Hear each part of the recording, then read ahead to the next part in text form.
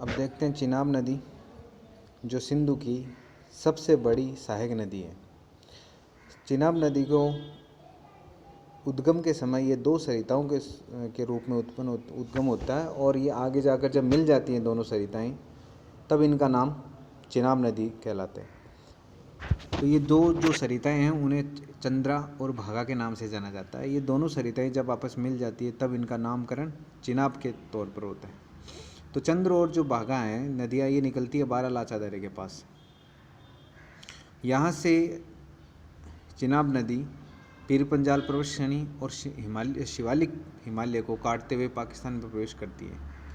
इस नदी पर कई जल विद्युत परियोजनाएं स्थापित की गई हैं, जैसे दुलहस्ती, सलाल, रलते, बगलीहाल इत्यादि। तो कई जल विद्युत परियोजनाएं इस नदी पर स्थित है। सिंधु की सबसे बड़ी सहायक नदी है। झेलम भी इसी की सहायक नदी है। अगली नदी है रावी नदी, जो हिमाचल प्रदेश के रोहतांग दर्रे के नज़दीक से निकलती है। यहाँ से उद्गम होने के बाद में यह पश्चिम की ओर प्रवाहित होती है और फिर पाकिस्तान में प्रवेश करती है। यहाँ पाकिस्तान से प्रवेश से पर पूर्व भारत में यह पीर पंजाल और धौलाधर पर्वत श्रेणियों के मध्य से होते हुए गुजरती है और चिनाब नदी में अपना जल विसर्जित कर देती है। तो झेलम और रावी दोनों ही चिनाब नदी की सहायक नदी है और चिनाब नदी सिंधु नदी की सहायक नदी है।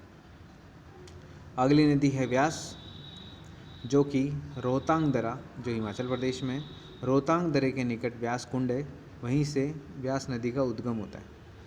यहाँ से उद्गम होने के पश्चात ये हिमाचल की कुल्लू घाटी से होते हुए गुजरती हैं और पंजाब के मैदान में प्रवेश करती है, जहाँ हरीके जगह है वहाँ पर के निकट सतलुज नदी में मिल जाती है। इसी नदी पर पौंग डैम बनाया गया है और इस पौंग बांध द्वारा पौंग झील का निर्माण किया गया है। तो व्यास नदी पर पौंग बांध का निर्माण किया गया है। इस पौंग बांध के पीछे की ओर पौंग झील बनती है।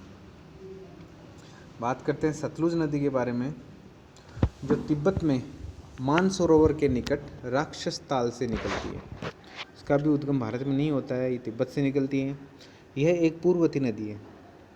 भारत के अपुआ तंत्र के प्रथम वीडियो में हमने पूर्ववर्ती नदियों के बारे में जाना था। तो यह एक पूर्ववर्ती नदी है।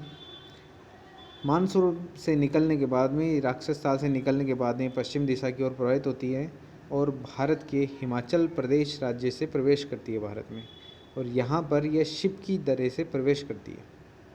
इस नदी पर भांगड़ा नागल बांध बनाया गया है। भांगड़ा नागल बांध द्वारा गोविंद सागर जलाशय का निर्माण किया गया है। तो गोविंद सागर जलाशय सतलुज नदी पर स्थित है। इसके साथ ही सिंधु नदी का जो अपुआ तंत्र है वो समाप्त होता है। अगले वीडियो में हम गंगा नदी का अपुआ तंत्र के बारे में बात करेंगे।